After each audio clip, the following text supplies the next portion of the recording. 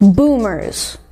The list of things more insufferable than dealing with boomers is a very short one. It's as if they have a sixth sense that allows them to strike when you're the most irritable. And like a type annoyance Pokemon, they have a characteristic move they love to use, complaining about your use of the internet. In a handful of phrases, they manage to squeeze out a copious amount of superstitious gobbledygook about how much time you spend on the computer, all while obnoxiously looming over your shoulder to watch you download Skyrim mods and Doom wads. And when their lecture is done, they slither back downstairs to watch whatever MK Ultra programming is beaming out of their 60-inch LED TVs, which only makes their objections to our consumption of media funnier, considering they're happy being fed an infinite course of a politically charged and geriatric version of Teletubbies. And they have the gall to go bug their kids for watching TikTok compilations. In their minds, because their source of entertainment is under the auspices of the establishment, it simply can't be wrong, regardless of how trivial, diversionary, and consistently untrustworthy it may be. Meanwhile, we can access every single morsel of information known to man through the web,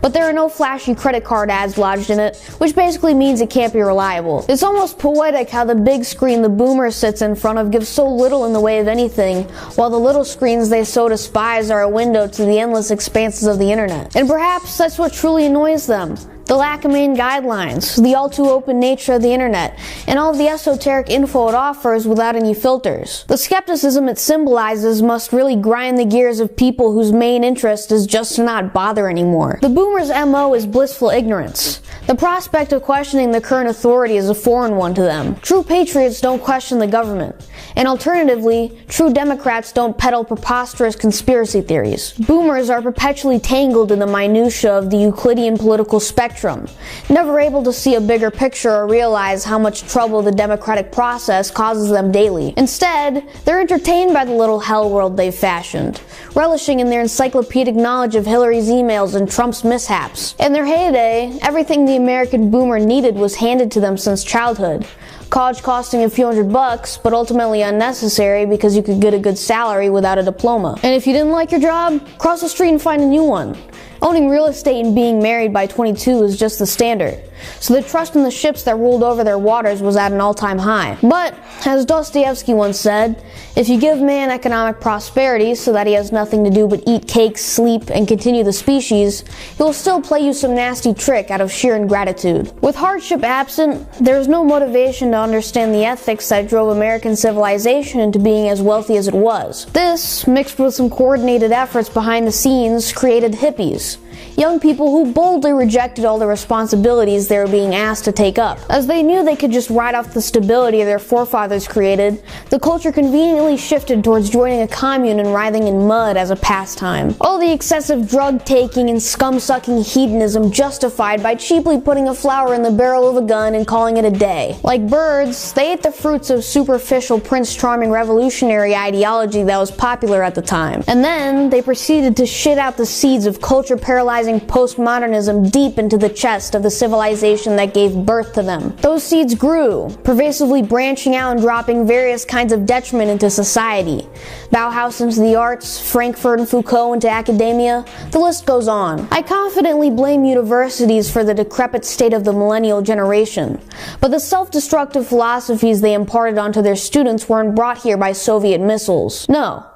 They were imported by godforsaken, red-faced, TV-watching, Israel-foreignating, lawn-mowing, grandkid-annoying, John Lennon-imagine-masturbating motherfucking boomers. And it's thanks to them that we now have an entire generation of roasty single moms, wine-aunts, and indebted burnout chads. And as a wise man once said, the next generation will be the real victims. Some of these broken people are most unfortunately fertile, and will pass their brokenness down onto their children. Whatever tactics were employed to market colleges to boomers worked wonderfully directly, because it's more or less the thing they're the most adamant about putting their kids through. Somehow, they're convinced that putting your children tens of thousands of dollars in debt so they can get indoctrinated is the only way to make them employable. With the demand artificially raised to such heights, and the federal government handing out unlimited sums of money in loans for education, college costs rocketed up. The students, with newly acquired socialist ideas swimming around in their heads and economically crippled, start blaming capitalism for all of their ills instead of realizing how their parents fucked them over. And since every Tom, Dick, and Sue is in uni,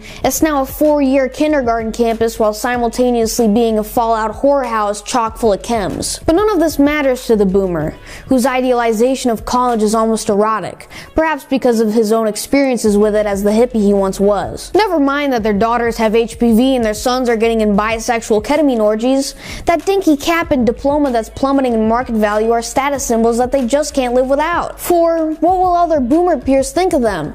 It's a perfect opportunity to live their dreams vicariously through their children, and missing out on it would shatter their world entirely. So, even if it's for a Brazilian basket weaving degree, they'll make you take that 250 grand chunk of debt, just so they can feel a little bit better about having raised good-for-nothing children. You know, having these things in mind, my generation is quite the improvement. If boomers were on mind-melting hallucinogens and millennials are on heroin, Zoomers vaping seems like a much preferable alternative, especially considering that all they have to do is look to their fellow teenagers to see kids who have been led by their parents into being transgendered freaks.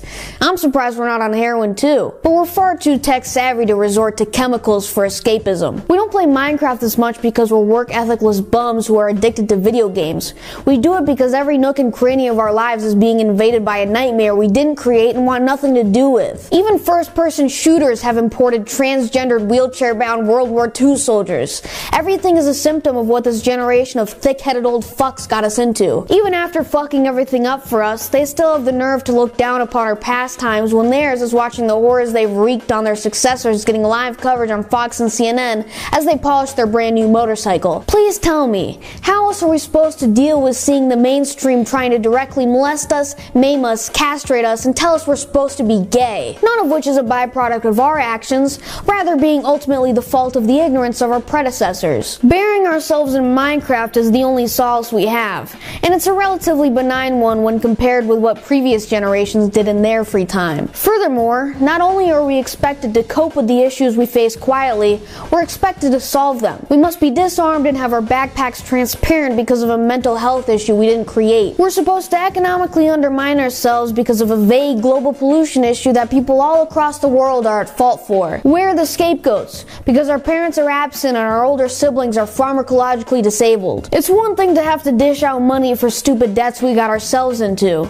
It's another to have to inherit and pay for the misdeeds of our fathers. And here was I, thinking we had gotten over Hammurabi a long time ago. This is why people like me ought to say and do things that aren't considered acceptable. It's easier for millennials to ignore their nightly mental breakdowns than to admit that they were betrayed by the very people they are supposed to trust. But I think it's by crossing those lines that we can retroactively help soothe the Stockholm syndrome that millennials have for boomers. Because if we don't push for a cultural shift and make them comfortable with this sort of dialogue, who will?